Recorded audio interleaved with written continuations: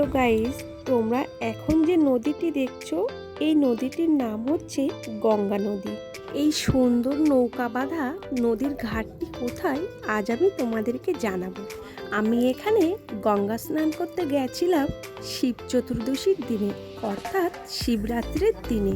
সেই দিনটি ছিল কুম্ভ মেলার শেষ স্নানের দিন, অর্থাৎ 26শে ফেব্রুয়ারি।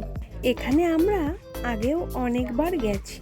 এই জায়গাটা বেশ সুন্দর আর আমার তো বেশ ভালো লাগে। যারা ভিড়ের মধ্যে সময় কাটাতে পছন্দ করো না, একদমই নিরিবিলি নির্ঝুম জায়গা চাইছো, তাদের জন্য এই জায়গাটা একদমই বেস্ট। এখানে এত লোকজন আমি আগে কখনোই দেখিনি। সেদিন একটা ভালো গঙ্গা স্নানের তিথি ছিল, এ কারণেই অনেকেই গঙ্গা স্নান করতে গেছিল। তোমাদেরকে ফার্স্ট যে গঙ্গা স্নানের ঘাটটি আমি দেখিয়েছি ওটা ছিল একদমই আউটসাইড ঘাট।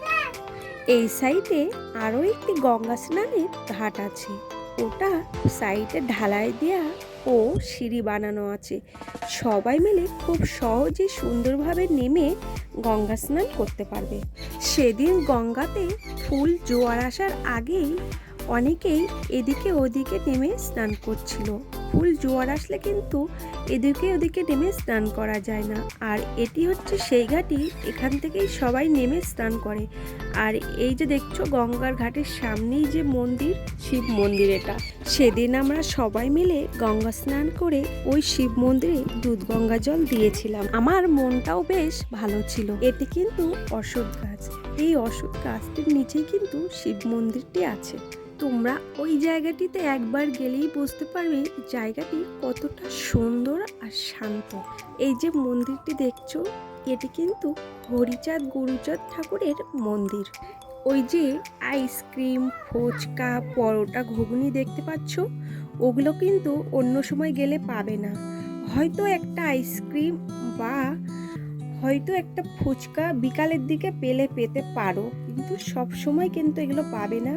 সেদিন একটা অনুষ্ঠান টাইপের ছিল, ওই জন্য এত কিছু ওখানে পাওয়া গেছিল। পরোটা, আখের রস এসব কিন্তু অন্য সময় পাবে না। যাই হোক, এই পাশটা দেখতে পাচ্ছ কতটা সুন্দর। এখানে কিন্তু বিকালের দিকে প্রচুর কাপেল জুটি আসে। আর এখানে কিন্তু নদীতে চড়ার জন্য নৌকা ভাড়া পাওয়া যায়। পার হেড 50 টাকা নেয় বা 30 টাকা নেয়, যার কাছ থেকে যেমন নিয়ে পারে। বা একটা নৌকাও কিন্তু 200-300 টাকাতে বুক করে অনেকেই চড়ে। আমরা একবার চড়েছিলাম।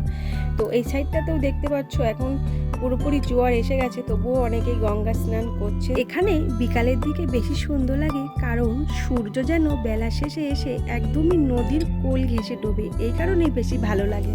তো গাইজ, ওই গঙ্গার ঘাটে যেতে গেলে মদনপুর স্টেশনের বাইরে থেকে টোটো বা অটোতে করে যেতে হবে।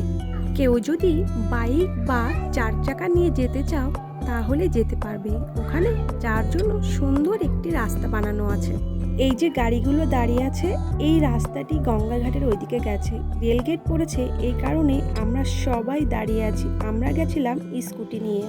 এটা হচ্ছে মদনপুর রেলগেট। তো গাইস, তোমাদের কাছে যদি সময় একদমই কম থাকে বা তোমরা খুব সুন্দর একটি নিরিবিলি নির্ঝুম জায়গা চাইছো, তাহলে তোমাদেরকে বলবো ওখানেই যেতে।